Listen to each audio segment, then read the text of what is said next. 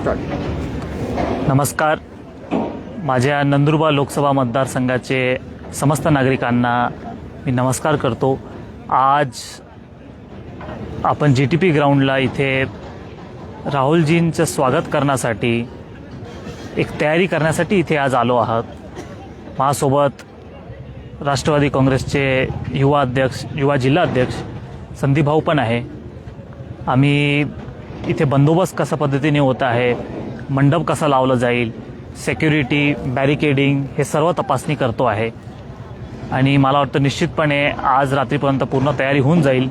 आणि उद्या जे 14 तारीख 10:30-11च्या दरम्यान मी सर्व नागरिकांना एक प्रकारे त्यांना हे करतो की आपण सर्वांनी जास्तीत जास्त संख्येने उपस्थित राहावं.